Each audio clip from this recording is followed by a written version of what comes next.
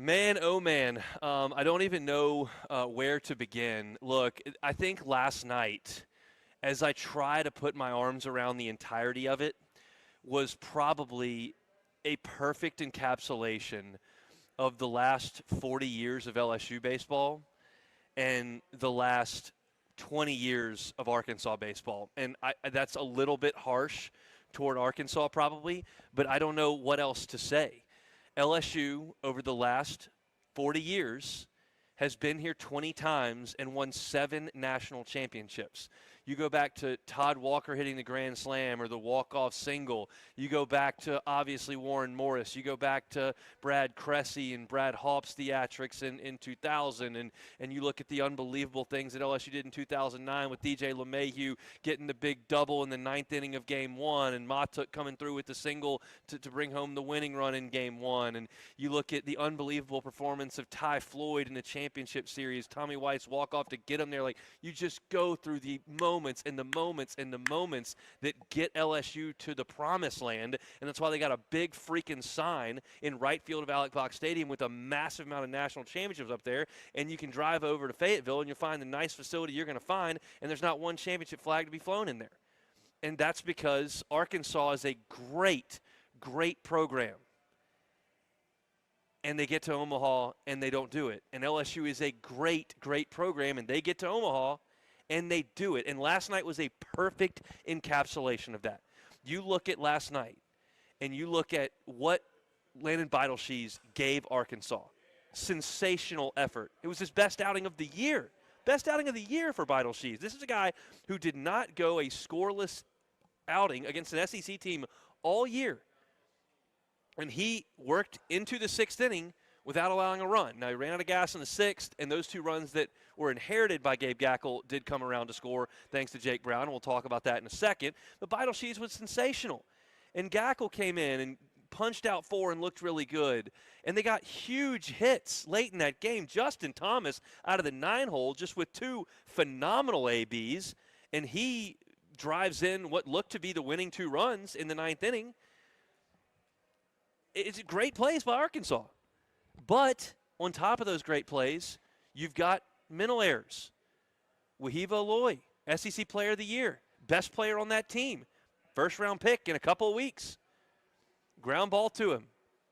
He doesn't do the winning thing. He doesn't do the championship thing and start the double play. He does the easy thing and flips it over to third base. Mental error. You look at Charles Davalon in left field.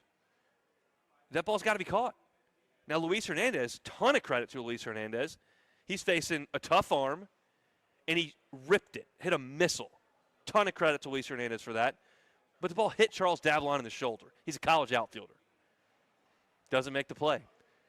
And then Jared Jones comes through with what LSU just does up here, and he knocks the ball on a breaking ball away just out of the reach of Cam Kojal into center field for a hit to bring home the winning run. Arkansas was great last night until they had to be. LSU was great last night and then was great when they had to be. And that's an encapsulation of what LSU has been as a national championship program and the standard in the sport. And Arkansas cannot get over the hump. And I thought Dave Van Horn made a critical error, my opinion, and Jay Johnson did a great job, my opinion. And it came on Jake Brown's 2-run single that gave LSU that lead. And I thought that that was a coaching error by Dave Van Horn to allow it to get to that point. Because Stanfield's coming up, and he goes to Gackle, and you have to know, he walks Pearson, and you got Gackle out there, and you have to know that Jake Brown is coming off the bench in that spot. Like, this is not someone buried on LSU's depth chart. This is the guy who is hitting for an elite batting average, who's been awesome in the postseason, who's red hot, and absolutely feasts on right-handed pitching. And Dave Van Horn, instead of electing to have Gackle pitch to Pearson, who's hitting what, 250? He elects to walk Pearson, bring Stanfield up, and you know Jake Brown's coming off that bench. And Dave Van Horn, I think, made a critical error in allowing that to happen. You've got to let him pitch to Pearson with the base open. He didn't. And Jake Brown came up and got a breaking ball over the plate and put a beautiful swing on that thing to put it into the left center field gap. And I have a hard time pointing to Dave Van Horn and going, hey, you got to do a better job with your left fielder catching the ball. You got to do a better job with your shortstop making the decision to throw the ball to second base and start a potential double play. I didn't know in real time if there was going to be a double play possible with Milam running. I'm sitting there in the press box in real time. I didn't know. You go back and watch the replay, absolutely. And those of you that were watching the television copy, which I wasn't, I was in the press box. Obviously, Chris Burke made the point of that. I was like, you got to be kidding me. You got to throw the ball to second base. I have a hard time blaming Dave Van Horn for those two things. I can point directly to him with the decision to allow Jake Brown to come into that ball game.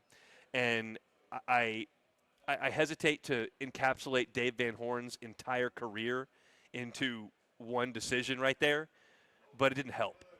And I think Dave Van Horn is a legend in college baseball, the same way I think Mike Martin is a legend in college baseball. And I think that he's put a phenomenal product on the field almost every year for this Arkansas program. And I still have a feeling that he's going to win one of these one day because you're that good that often, it's going to happen. But that was not good last night. And on the flip side, Jay Johnson was brilliant. Brilliant. Because in that spot, he was going to be okay if Brown pinch hit and Dave Van Horn said, okay, you've now pinch hit, you brought in your left-handed bat, I'm going to Gibbler, the left-hander. And Jay was okay with that because he felt like he had seen a lot of Gackle. It was going to be hard for him to come back in a game that would have been Thursday, and now you're getting Gibbler into the game in the middle innings. And he felt like at that point getting those two arms in the game was going to help him on Thursday. He was managing a Wednesday game with Thursday in play. And that's why he is a brilliant coach. He's an awesome recruiter. He's an awesome roster builder. He's an awesome motivator. He's an awesome coach, and he's a great game manager in that way. He did a brilliant job last night. Every button he pushed was good. He got the ball where he wanted to with Chase Shores in the late innings, having a chance to finish the deal. Chase got beat a couple times by really good swings. It wasn't like the regional, where Chase lost the strike zone, walked the bases loaded. No. He got beat because they hit him, because they're really good. But all along, Jay was thinking, I got to go to Shores, and then I'll go to Ianson if it's close to close it. And that was the plan. And he got it to Shores, and then Arkansas had other plans because they're really good. And they changed those plans. He goes to Myers. You get the punch out. By the way, big strikeout to lead that run on third base. And then the offense comes up and puts enough pressure on Arkansas's defense that the best defensive team in college baseball this year melted down. And, man, I'm sitting here. If you're watching the YouTube stream, I'm in my purple and gold today. I'm fired up. I'm thrilled that LSU's moving on to the championship series, and that's my only concern. And I don't feel bad for Arkansas fans because I don't really care about Arkansas fans' feelings. It's not the most journalistically inspired talking point on this. But, like, I do understand what they're going through because that day where your dream dies is a really tough one. And Arkansas is not in our situation where we've watched this team hoist the trophy 7 times. They're still looking for number 1. And to have that thing feel like it was within your grasp because you've won with the no-hitter, and then you came back and you won another game with UCLA, and then you've got LSU on the ropes, and you've got a multiple-run lead in the 9th inning, and you feel like, okay, we're hot, and we're going to do this. We're going to put the pressure on LSU, and then we're going to come back, and we're going to have enough bullets in the holster to get by Coastal, and we're going to get this thing done. It's going to be magic. And then it's just ripped away in the period of, 10 minutes in the 9th inning? Being in that ballpark last night was amazing. I tweeted this out with my game story. Like, I wasn't here for Warren Morris.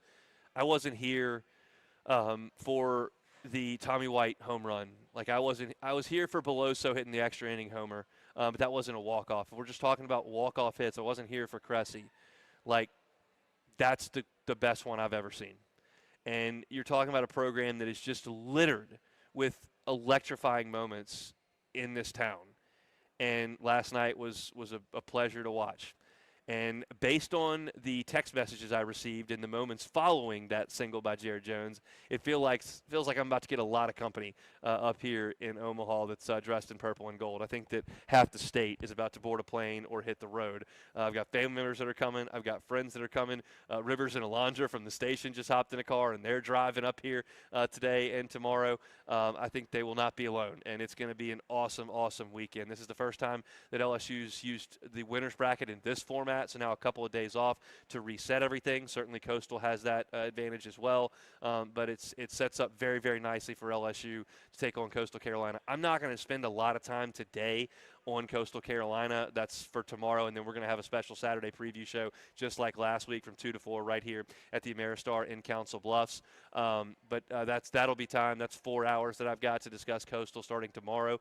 I'm going to spend a lot of time on what LSU did over the last 3 days and certainly last night to get to this spot where they're knocking on the door of national championship number 8. And what a brilliant ball game last night. Just a classic in Omaha, and LSU comes out on the right side of it 6-5, as they've done so many times over the course of their program's history.